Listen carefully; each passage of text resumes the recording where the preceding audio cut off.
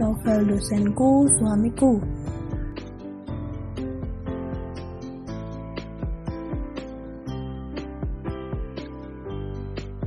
Alvin menghubungi Bara untuk mengirim beberapa orang ke perusahaan baru. Melihat langsung kinerja karyawan, staf kantor dan pimpinan perusahaan seperti apa. Melakukan kunjungan kerja secara mendadak tanpa pemberitahuan terlebih dahulu. Selesai menelpon Bara, Alvin ke kantin. Membeli 2 bungkus roti dan sebotol air putih. Alvin mencari tempat duduk, tidak ada yang kosong. Alvin berjalan keluar kantin ke halaman luar. Alvin duduk di bawah pohon. Mulai memakan roti itu dan meminum seteguk air.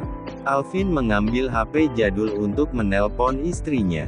Baru akan melakukan panggilan, ada yang memanggil dari kejauhan. "Hei kamu, ikut aku ke ruangan bos," ucap Clara. "Iya," ucap Alvin singkat. Alvin memasukkan lagi HP-nya. Menyelesaikan makan rotinya, Alvin mengikuti Clara masuk ke ruangan atasannya. Beberapa langkah HP jadul Alvin berbunyi. Telepon dari Bara masuk, Alvin mengangkatnya. Bara memberitahu bahwa untuk esok hari dan beberapa hari ke depan ada yang harus dikerjakan. Jadi hari ini, Bara bersama bawahannya akan menyelesaikan hari ini. Sudah dalam perjalanan dan sebentar lagi sampai. "Dasar OB," pikir Clara menghina saat melihat Alvin memakai HP jadul. Clara yang biasa langsung marah-marah, kali ini ditahan. Clara ingin menjadikan Alvin kambing hitam saat bertemu atasannya. Alasan komputer rusak, jadi data-data telat input. Tentunya bukan itu saja, Clara menyiapkan alasan-alasan lain. Clara tidak ingin ketahuan telah mengelapkan uang perusahaan.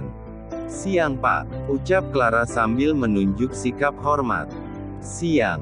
Saya tidak mau tahu, waktumu hanya sampai besok pagi.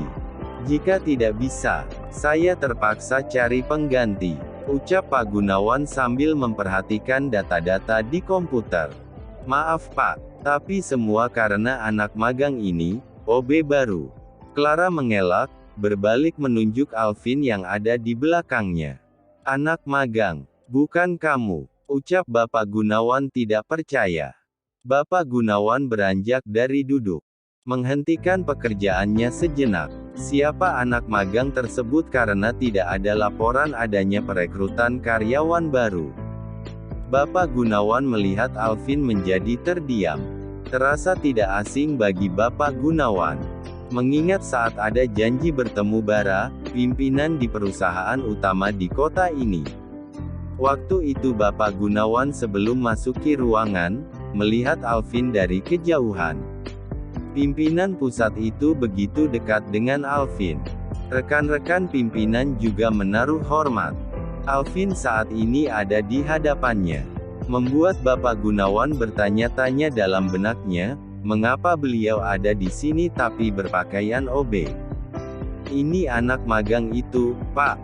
Komputernya rusak gara-gara dia," ucap Clara sambil menunjuk-nunjuk ke arah Alvin.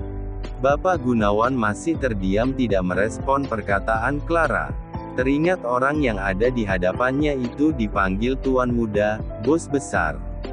Bapak tidak salah mengenali orang, meski penampilan agak berbeda karena berpakaian OB. Bapak Gunawan menebak, jika ada hal penting ditanganinya di perusahaan ini. Bukan tanpa alasan, memang perusahaan yang baru diambil alih beberapa bulan ini belum mengalami kemajuan berarti. "Tuan Muda," ucap Bapak Gunawan refleks.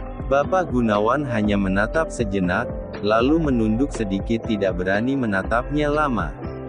"Tuan Muda, dia Pak," tanya Clara memastikan apa yang dikatakan atasannya itu. Tiba-tiba ada suara-suara karyawan berlarian kembali kerja ke tempatnya masing-masing. Bara dan rombongan memasuki halaman perusahaan. Para staf kantor berkumpul bersiap menyambutnya. Datang seorang karyawan memberitahu jika pimpinan pusat beserta rombongan datang. Bapak Gunawan tidak bisa berpikir jauh, Baru saja memikirkan keganjalan Alvin yang berada di sini dan tiba-tiba ada pimpinan perusahaan pusat datang. Bapak Gunawan memberi isyarat ke Clara untuk bersiap. Orang-orang bawahan Bara langsung sidak ke ruangan staf kantor. Para staf kantor pada panik melihat tempat kerja mereka digeledah. Sedangkan Bara bersama Hana, masuk ke ruangan Bapak Gunawan. Siang Bapak Gunawan, maaf jika datang mendadak tanpa pemberitahuan terlebih dahulu. Saya hanya membereskan apa yang perlu dibereskan. Jika Bapak tidak sanggup mengatasi kekacauan ini, perusahaan tidak ada perkembangan berarti. Maka, akan ada orang lain yang pantas untuk duduk di sini. Ucap Bara tegas. Iya, Pak. Jawab Bapak Gunawan terbata-bata. Sekitar 5 orang datang, melaporkan beberapa barang bukti manipulasi data jumlah pegawai, alur barang dari dan keluar perusahaan dan ada beberapa staf bermasalah. Itu sangat mempengaruhi pendapatan perusahaan dan perkembangan perusahaan. Bara pun memeriksanya, lalu memperlihatkan ke Bapak Gunawan. Bagaimana Bapak Gunawan menjelaskannya? Pak Bara, laporan keuangan bulan ini belum masuk. Apa boleh lihat? Saya mau cek. Hana mendekati Bara. Bapak Gunawan mengisyaratkan ke Clara untuk maju dan menjelaskan. Clara pun maju selangkah dan berkata, "Maaf Pak, data-data di komputer hilang. Saya memulai dari awal secara manual. Sehingga, bulan ini belum bisa memberikan laporan akhirnya. Ini karena ulah OB baru Pak." Ucap Clara lalu menunjuk ke Alvin. Bara dan Hana tidak menyadari keberadaan Alvin karena fokus ke Bapak Gunawan. Menoleh ke arah Alvin yang berpakaian OB.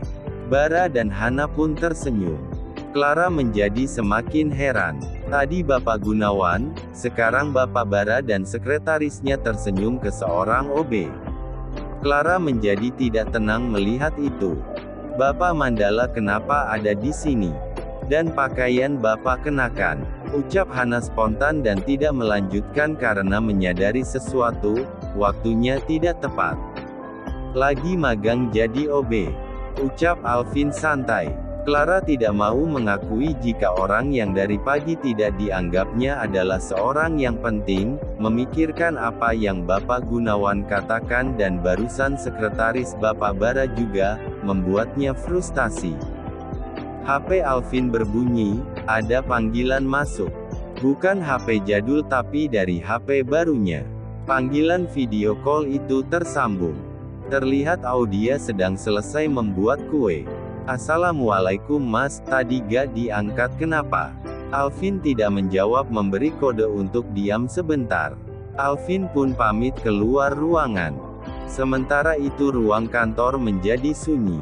Orang-orang yang berada di sana tidak berani menegurnya.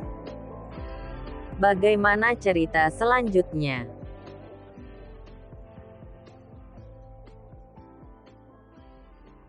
Jangan lupa subscribe ya.